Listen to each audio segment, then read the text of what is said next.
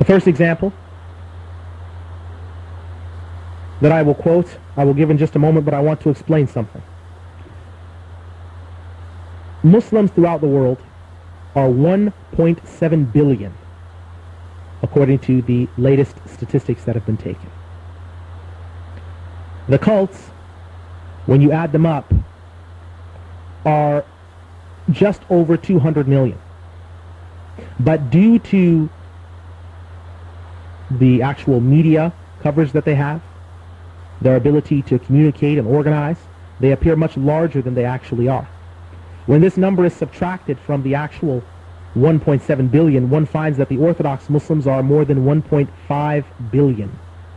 So for a small cult to come and look for initiates, we definitely put them on the defensive and ask them from where they derive their authority from. The first example that I want to give you of how cults appeal to prospective initiates and the reason that they employ is from the Salafi cult. The Salafi cult is between 5 and 7 million members worldwide, and they go under many different names. The Salafi cult is primarily known as the Khawarij, but in recent times, within the last 70 years, they're known as the Salafis. In India, they are known as the Ahl al-Hadith, or Ahl al-Hadith, as some of them pronounce it. In Egypt, they're sometimes called the Ansarullah or the Ansar al-Sunnah.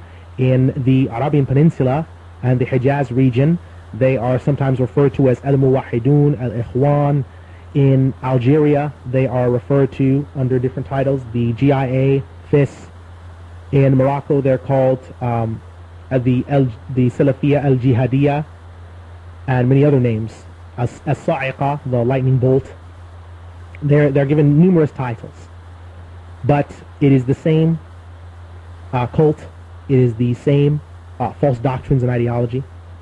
And I want us to take a look at some of the cultic examples. Mr. Muhammad Jamil Zeno, in referring to the Salafis as the only saved group, he said the following reason that they are the saved ones from the fire. He gave his reason. He said it is because they, quote, they are the fewest in number among the people. Close quote. Taken from Minhaj al-Firqat al-Najiyah, pages 14 through 15. And Mr. Abdul Aziz ibn Baz, who lived from 1920 to 1999, also a vizier and minister of the Salafi cult, he said about who the only true Muslims are, he said, quote, they are the Salafis, closed quote. Taken from Minhaj al-Firqat al-Najiyah, pages 14 through 15. Muhammad Ismail al-San'ani, also a contributor and primary founder of the modern phenomenon of the Salafiyya cult, says about most Muslims. He says, quote, they don't even know the reality of Islam or the actual nature of the uniqueness of Allah. So indeed they are kuffar absolutely and without any restriction. Close quote. Taken from Purifying the Creed from the Filth of Desecration, page 36. In Arabic, this is Tathir al-I'tiqad an Adran al-Ilhad. So if we look at these examples, we can see that one of the first things that this cult does for their initiates, people seeking entrance into their cult, is they first start by stating that somehow all other Muslims have gone astray and they are not truly dedicated and upright Muslims, and that the reason why we know that they are the only true group is because they are so few in number. That is the evidence that we have that they are the only true Muslims.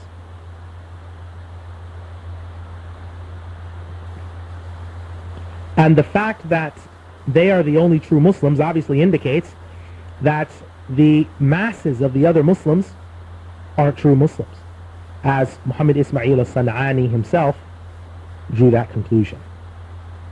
So this is what we have to understand our Muslim teenagers and children are being taught.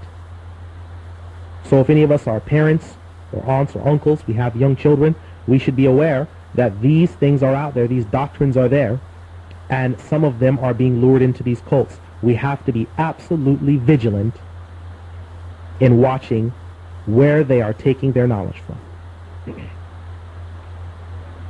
Another cult I will give as an example are the Ahmadiyya cult. The Ahmadiyya cult are between, at estimates, 10 million and 20 million worldwide, and they have many different names. Sometimes they call themselves the Progressive Muslims. Sometimes they call themselves the Ahmadiyya Islamic Society or Ahmadiyya Muslim Society. Sometimes they call themselves the Qadianiyya. They use many different names, but it is the same cult. Now, what do they tell their initiates, and what do their founders and theologians, what do they believe regarding most Muslims, and what do they believe in which they tell their initiates this? What is it that they believe, so that way we can take an example of their ideas and look at them in context.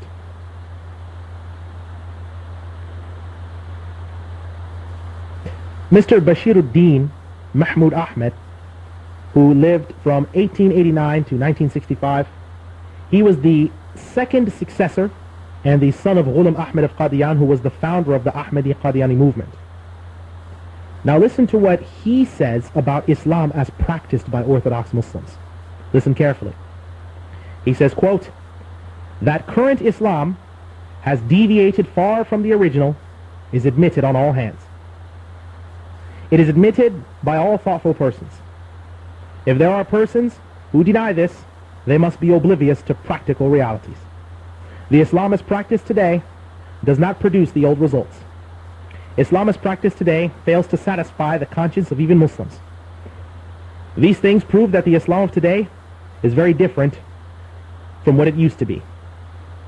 The only question that remains is whether or not Hazrat Mirza Ghulam Ahmed has presented to the world the pure and true Islam which, because of its genuine appeal and its attractiveness, is able to draw all and sundry to itself. Has he not separated the gold, is he not separated from the gold the dross which ungodly, ignorant, and selfish mullahs had mixed up with it? To answer these questions, I proceed to give some examples of how Islam had become distorted and how it has been restored to its original beauty by Hazrat Mirza Ghulam Ahmed. Closed quote. Taken from Invitation to Ahmadiyya, page 156. What this tells us is the following.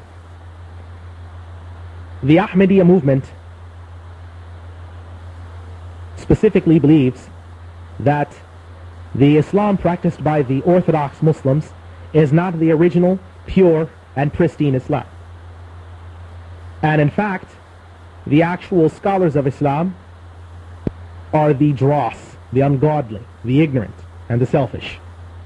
And that the only one that restored its purity was Hazrat Mirza Ghulam Ahmed, and the 10 to 20 million people now that follow him are the Muslims that are truly dedicated and following in Islam in its purity. Let's take another quote from Mr. Mahmud Ahmed in context. And I want you to listen very carefully, because in this place he actually accuses most Muslims of major shirk. Please listen carefully. He says, quote, but the general condition of a people is judged from the condition of its rank and file. If the common run of Muslims are victims of such thoughts and practices, we have to admit that Muslims have gone back on the Tawheed which the Holy Prophet taught them. The thought, no God but Allah, is the soul and spirit of Islam. This soul and spirit Muslims have forgotten. Nor is it only common Muslims who hold these beliefs and indulge in these practices. Religious leaders and Maulvis also indulge them and are at one with their followers in this. If at heart they do not approve of these beliefs and practices, why do they not denounce them by their words? It is obvious that they have no self-confidence. They are afraid of alienating their followers.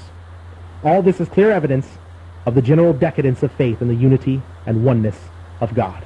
Close quote. Taken from Invitation to Ahmadiyya, page 158. So here we have another example where the actual founder and leader of the Ahmadiyya movement, as well as his successors, have denounced the great and vast majority of Muslims. They have denounced them, rejected them, as well as their scholars and their theologians